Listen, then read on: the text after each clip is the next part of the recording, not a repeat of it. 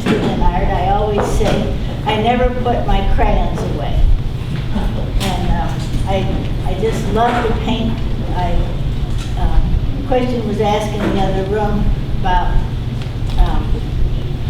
whether one works early or late in the day or whatever. I'm definitely a morning person, so that's when I work at my best. I think because I've painted a long time, my eyes aren't working quite as well with artificial light at night, so I really don't paint at night much anymore.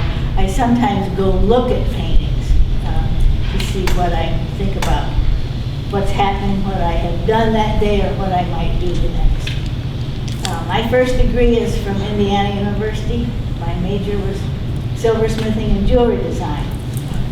So welding and soldering and working rather small was very exciting to me, and designing totally with abstract shapes.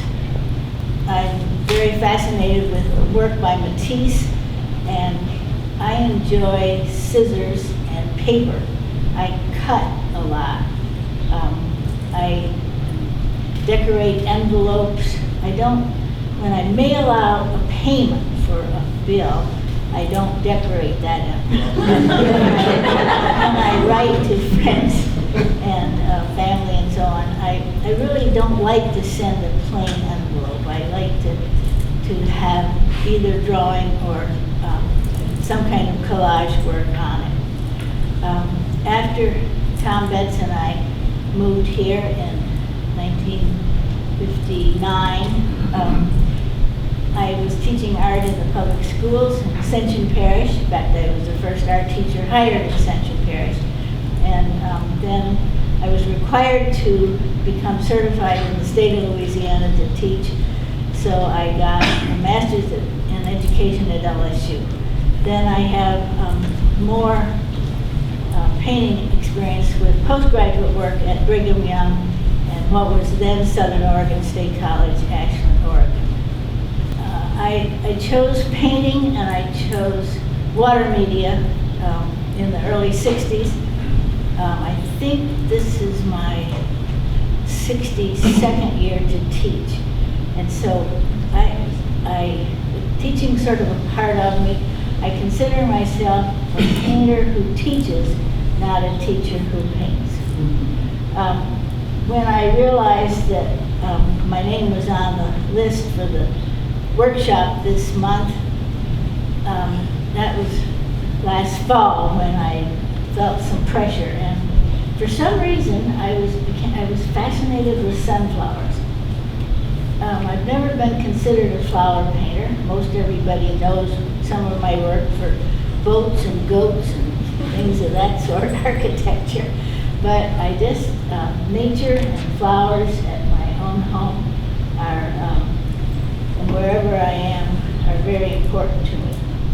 The first piece I did of this group, I submitted to the Watercolor USA exhibition at the Springfield Museum, Springfield, Missouri, and it was chosen. So I was one painting short to start with, but I was happy to ship it off to them. Then I began more and more just really enjoying the irregularity of the shapes and of the foliage and the blossoms and the twisting and turning, and I was very fascinated with the positive shapes, but of course also the negative ones. After I had done a few, then I had an urge to bring a bit of architecture in. So the two with the fences came along around probably January, February. Then I couldn't resist a little bit of architecture. So the one with the barn just sort of happened. Decided to work with that, and then the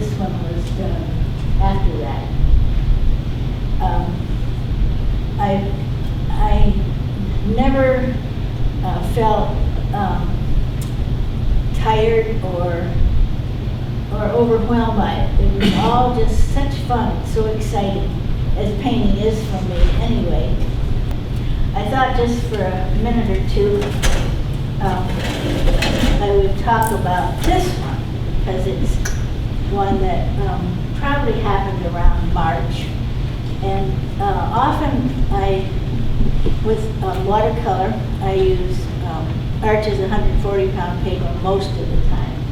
But instead of letting the white paper show, as one would do in the more traditional handling of watercolor, I chose to do a pattern of color and then work the complementary colors on top.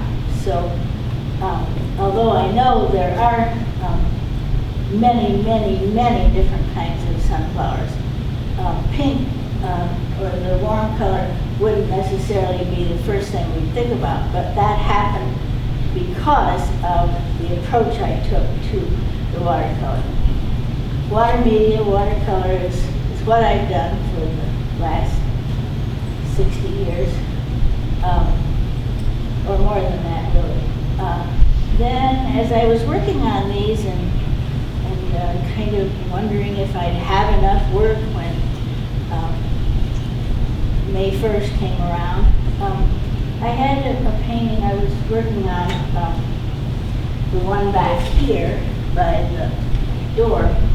Maybe as I looked at it, I would think, oh, I wish I had some more shapes in that area. And of course, in watercolor, we can scrub out and do things like that, but I've been doing some collages. So some of the pieces of watercolor paper that I had with some shapes on them, I started cutting them up. And so I probably should have told Jason when I brought these in that several are collage.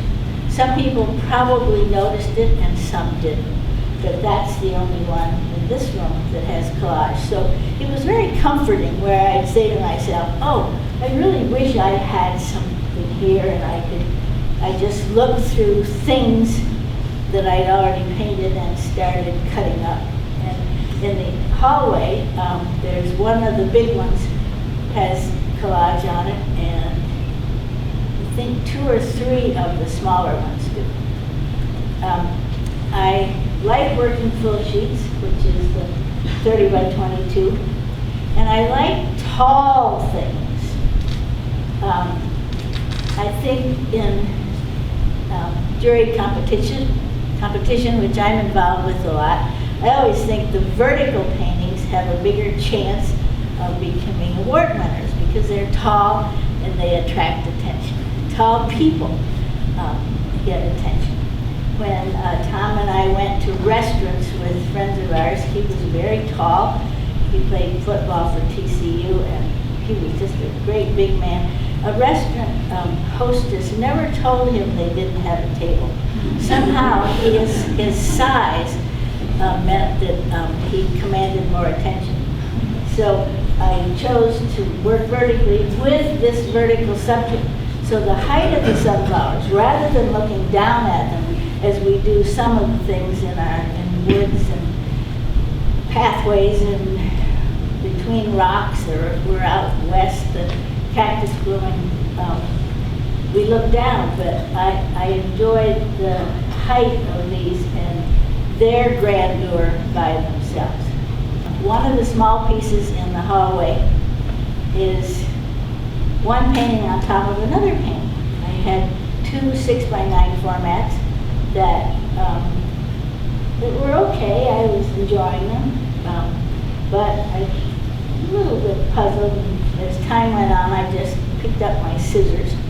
I am very left-handed for painting and drawing, but I use scissors right-handed. I don't know how that happened, but that's the way it is. So I just started cutting shapes out of one of them and eventually glued it on top of the other one. So unless you look closely, you may not realize that's how that part came to be.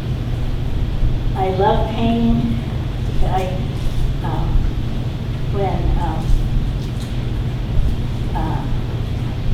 When my husband Tom Betts was living, I got out of lots of household chores by painting. I would say, oh, I have to go paint. And so he would either ignore the dirty dishes or just he encouraged me to go ahead and paint. So that's what I've done most of my life. I do sketchbooks frequently, and I brought this to show. I had meant to bring it for the opening, but I'm featured in the May issue of Southwest Art Magazine. There's an article called Works on Paper, and I had sent them any images of sunflowers, and so they chose some of the images from work in the last few years involving animals, the horses and cowboys, and chairs and tropical foliage. I really like palm trees and palm foliage of all sorts.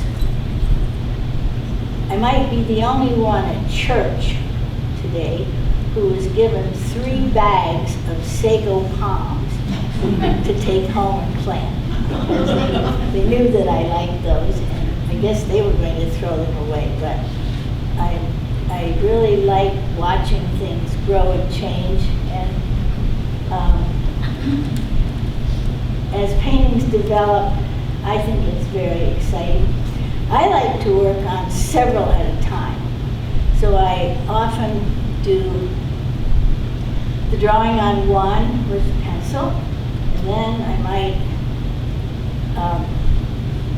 go water the orchids or something, take a break, hug a dog. Then I might go back to painting and start another one, and later that day run a wash on a full sheet, the first one. If I have more than 4 or 5 going at a time, I usually tell myself to try to finish 1 or 2. Don't keep too many underway. And I was thinking today about what I was going to talk about, and I thought about something in the winter time when I'm puzzled with a painting. And this has happened for probably 25 to 30 years. I have an old wool jacket that belonged to my father-in-law, and if I go put that jacket on, it helps me with my painting. I don't know why, it's just sort of something that's happened through the years.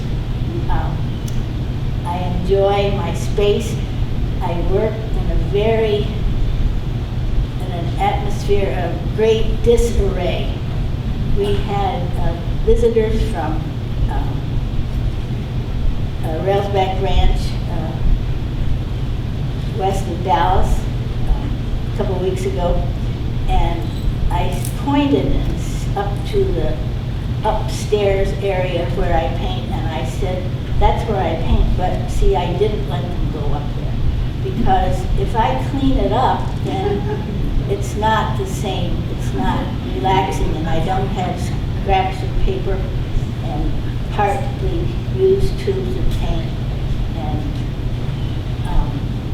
things that are just so comfortable for me.